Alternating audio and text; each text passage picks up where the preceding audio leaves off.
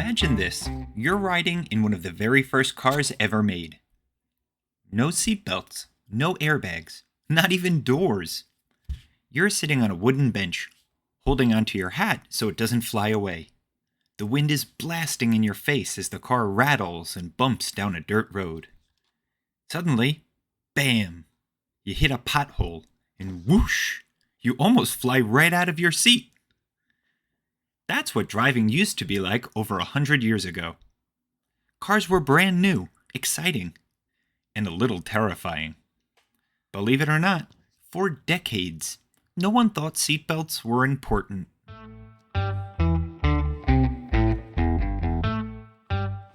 Welcome to Believe It or Not, the show where weird is real and the truth is stranger than fiction.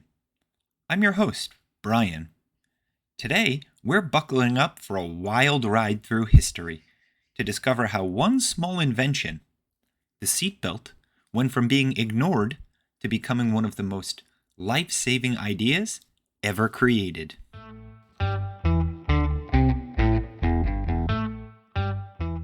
Let's rewind all the way back to the late 1800s, when cars were basically motorized wagons.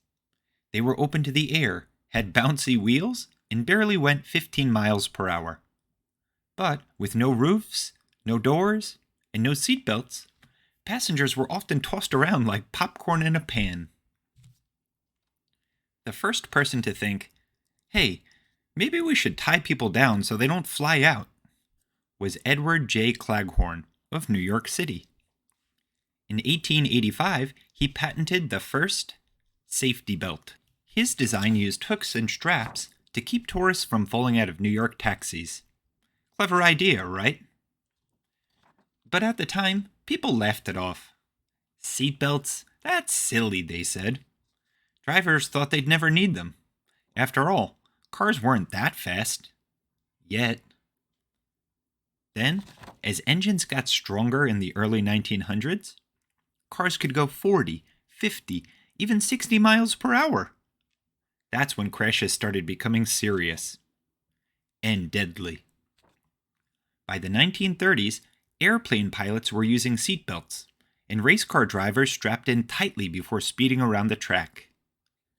But regular drivers? Most still didn't bother. Some car companies even advertised their vehicles as freedom machines and said that wearing a seatbelt would spoil the fun.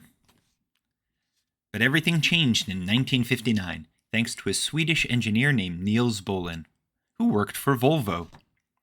He invented the three-point seatbelt, the one that stretches across your lap and over your shoulder, keeping your whole body secure during a crash. It was simple, comfortable, and incredibly effective. Now, here's the amazing part. Volvo would have made billions of dollars by keeping the design secret. But instead, they gave it away for free, so every car company could use it.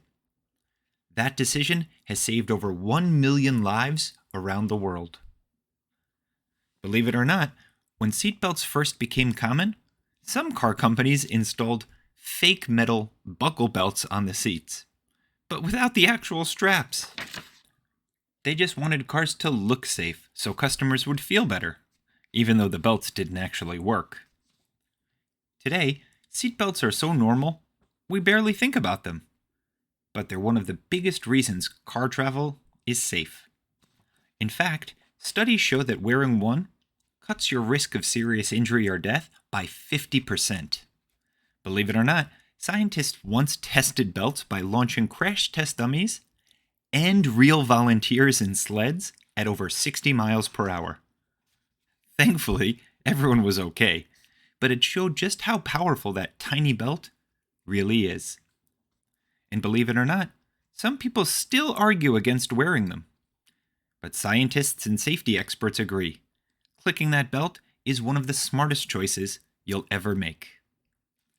So, the next time you hop into a car and hear that click, take a moment to appreciate how a simple strip of fabric changed history and continues to save lives every single day. Now, it's your turn to think about it. Imagine living in a time when cars didn't have seatbelts at all. Would you have worn one, even if no one else did? Also, why do you think it took so long for people to accept them? And finally, what other simple inventions do you think make a huge difference in keeping us safe?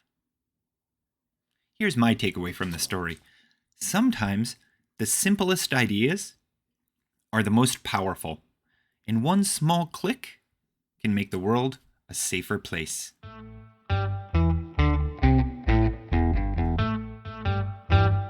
That's it for today's episode of Believe It or Not. Imagine this, but before we go, you're floating high above the Earth in a space station. Why do some people wear a seatbelt? You see the whole their desk. Blue oceans, white in clouds, case their computer crashes, and city lights sparkling in the dark. Down below, the seatbelt began as a forgotten idea about their lives, but it grew into one of the greatest safety inventions ever. You grab your radio, saving millions of lives with one simple click. What if you could join us next time for episode 88 into thinking that an cuddly creation was inspired by a president, outer space, a bear, and a surprising act of kindness? The story of how the teddy bear, believe it or not, was born. The show where weird is real. Until then, the truth keeps stranger than fiction. Keep learning. I'm your host, and remember, Bryan. And today's story is about Owen is weirder than fiction, an American astronaut who turned outer space into the ultimate prank call. Our story takes us back to the early 1980s. Owen Garriott was a scientist, engineer, and astronaut